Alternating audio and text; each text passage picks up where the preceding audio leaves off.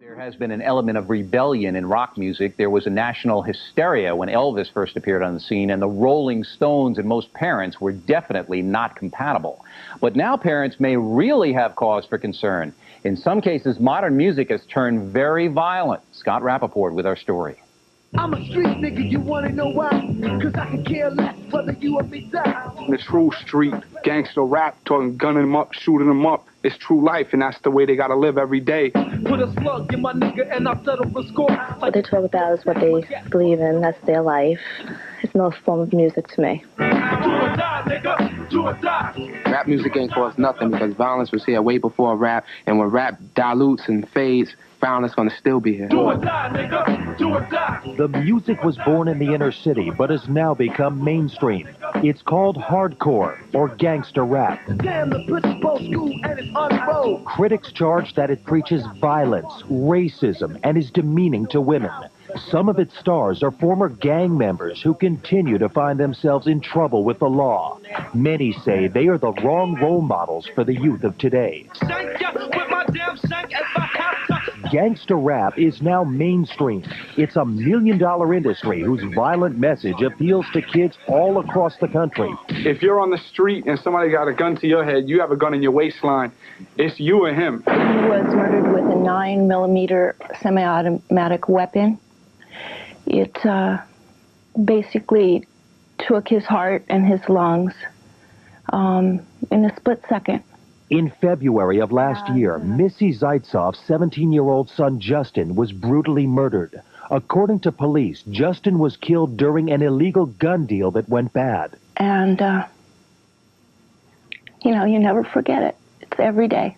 Justin was a fan of gangster rap. His mother says the violent lyrics and images led him into a world where guns and violence are glorified. It does give a message that cool life consists of guns, gangs, drugs, violence.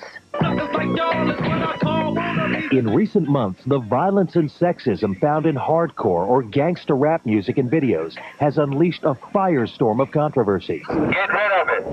Gas it up. Gas it up. Burn it up. And the arrests of some of rap's biggest stars like Tupac Shakur, Snoop Dogg, and Flava Flav has many saying that gangsta rap is sending out a dangerous message.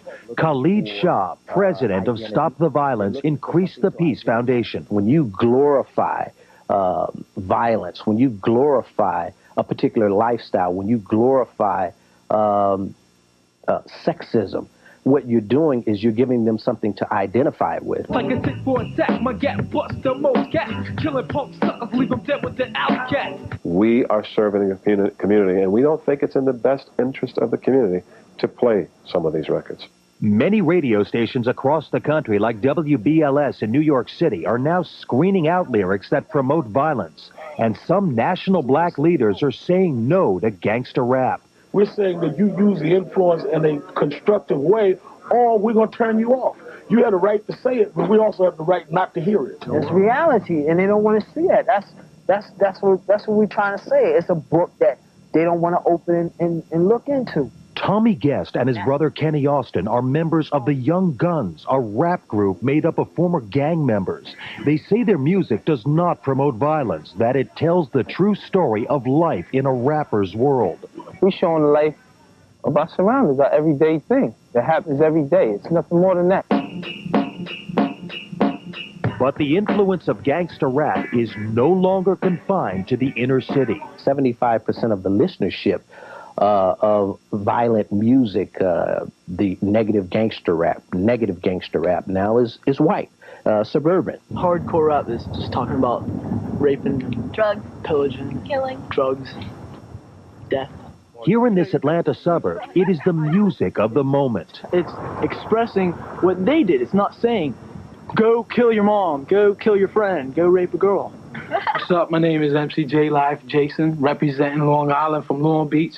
And in this New York suburb, we found gangster rap fans who speak the language and dress the part.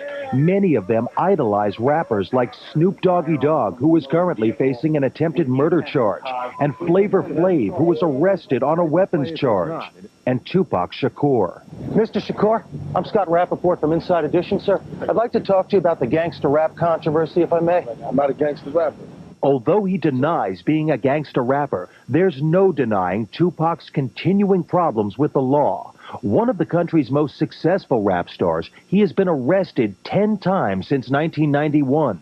Many of his arrests involved weapons and assault charges, and his music often talks about shooting cops. They tried to kill my brother, my wife, and me. Mark Whitwell, an Atlanta police officer, says a traffic altercation between Tupac Shakur and his entourage while he was off duty resulted in him being shot in the back. I think he's a menace, a hazard to everybody in society.